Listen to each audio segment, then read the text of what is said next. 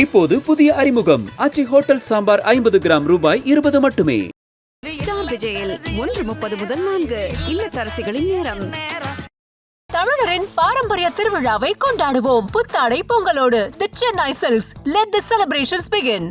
என்னடா நடக்குதுங்க? ரெட் கார்டுக்கு அப்புறம் மாலை போட்டு கொண்டாடுறீங்க.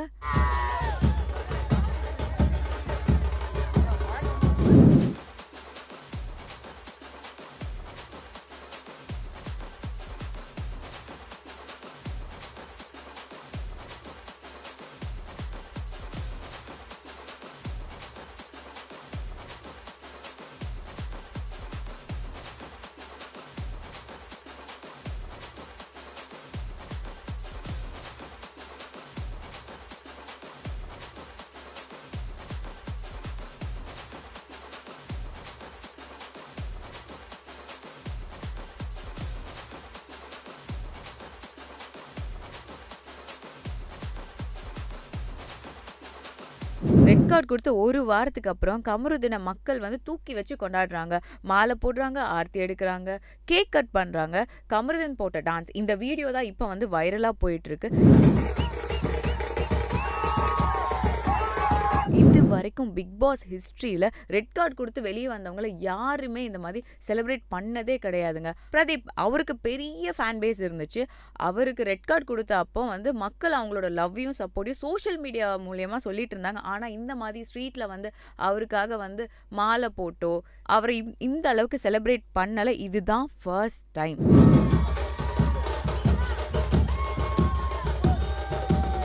இதுல கூட்டத்துல இருந்த ஒருத்தர் பாரு மட்டும் விட்டுறாதீங்க ப்ரோ அப்படின்னு எமோஷனலா சொன்னதுக்கு கமருதன் அப்புறம் அப்படிங்கிற மாதிரி ஒரு பதில் சொன்னாரு. இந்த ஒரு பர்டிகுலர் வீடியோவுமே வைரல் ஆயிட்டு இருக்கு.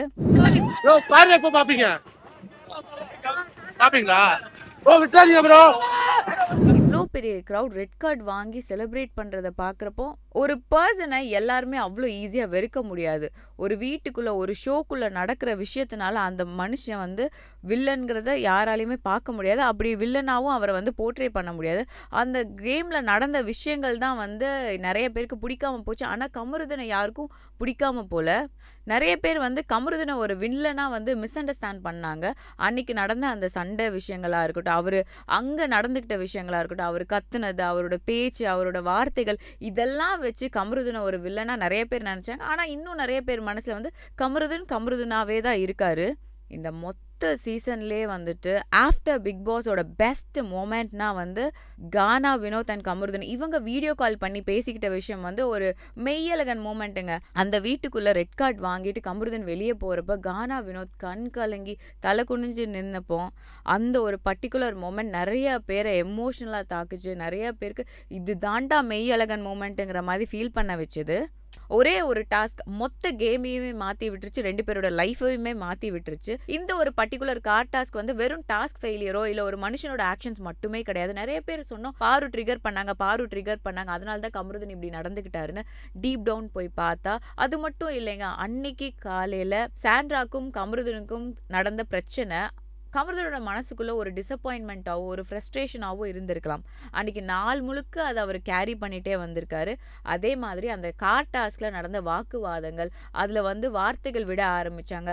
அது எல்லாமே ஒரு பிரச்சனையாகி அந்த மொத்த ஃப்ரஸ்ட்ரேஷனும் பர்ஸ்ட் அவுட் ஆகி அதனால அவர் நடந்துக்கிட்டது தான் இந்த ஆக்ஷனாக இருக்கலாம். அந்த ஆக்ஷன் சரியா தவறா அப்படின்னு கேட்டால் சாண்ட்ராவை தள்ளி விட்டது கம்ப்ளீட்டாக தப்பு தான். அதுக்காக தான் இப்படி வந்து அவங்களுக்கு ரெட் கார்டு கொடுத்துருக்காங்க. இதை எந்த விதத்துலையுமே ஜஸ்டிஃபை பண்ண முடியாது. ஒரு மனுஷன் வந்து தேக்கி வச்சிருக்கிற கோவமாக இருக்கட்டும், அழுத்தமாக இருக்கட்டும், அதோட வெளிப்பாடுகள் வந்து அவங்களுக்கே அவங்க என்ன பண்ணுறாங்க அப்படிங்கிற ஒரு விஷயம் சில சமயங்களில் தெரியாமல் கூட போகலாம். அப்படி ஒரு விஷயம் தான் இங்கே நடந்திருக்கு. அந்த டாஸ்க்கு அப்புறமுமே நிறைய பிரச்சனைகள் வந்துச்சு. அத்தனை விஷயங்கள் வந்து ரெட் கார்டு கொடுத்து வெளியே வந்ததுக்கு அப்புறம் ஒரு வாரம் யாருமே கமருதனை பார்க்க முடியல.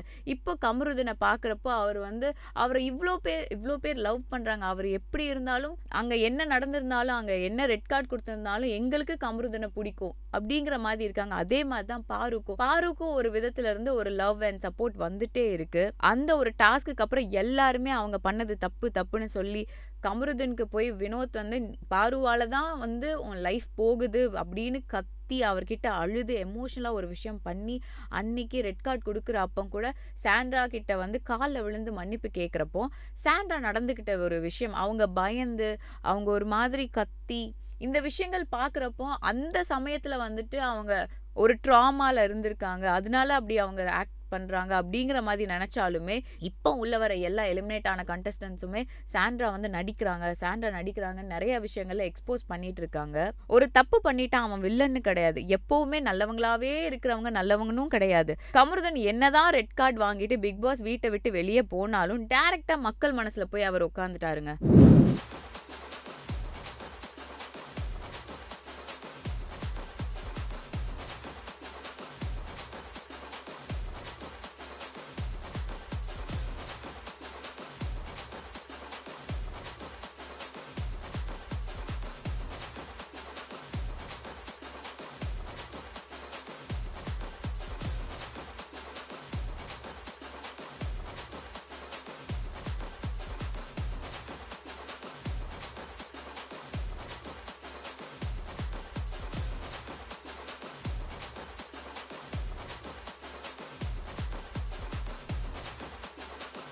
ஹலோ ஐபிசி மங்கை வியூவர்ஸ், நான் உங்க விஜய் கண்மணி. இன்னைக்கு நம்ம கூட பாத்தீங்கன்னா செம்ம டேரிங்கான போல்டான விஜய் பாருதா இருக்காங்க. Hi. Hello, how are you? I'm doing great actually. How are you? You look so gorgeous. Thank you so much. நான் சொன்ன மாதிரி எனக்கு போல்ட் அண்ட் டேரிங்னா கண்டிப்பா நீங்க தான் வருவீங்க. ஃபர்ஸ்ட் எனக்கு என்ன தோணுதுன்னா, நான் வந்து நம்ம விஜய் டிவில உங்களை நம்ம பாத்துருக்கோம். அதாவது ஸ்டார்டிங் ஸ்டேஜ்ல வந்து நானும் ஒரு ஆங்கர் ஆகணும் அப்படின்னு சொல்லிட்டு பந்த பொண்ணு இப்போ வேற லெவல் ஒரு ஸ்டேஜுக்கு நிக்கிறீங்க. லைக் ஒரு ஐகானிக் விஜயவா இருக்கீங்க. சோ இந்த ஜர்னி உங்களுக்கு எப்படி இருக்கு, அத பத்தி சொல்ல முடியுமா? ஆக்சுவலி ஆர்ஜேவா ஆரம்பிச்ச ஜேர்னி அப்படியே அடுத்தடுத்து விஜய் ஆகினேன்.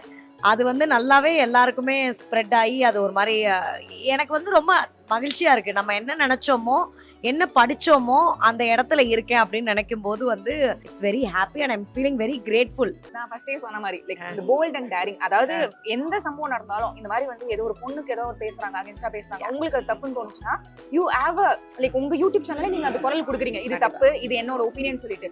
அந்த ஒரு போல்ட்னஸ்க்காகவே பார்த்தா நிறைய ட்ரால்ஸோ இல்லைன்னா இவங்க ஏன் பேசுறாங்க அவங்க ஏன் பேசுறாங்க, இது இப்போ இல்ல, உங்களுக்கு ஸ்டார்டிங்ல இருந்தே ஆரம்பிச்சது.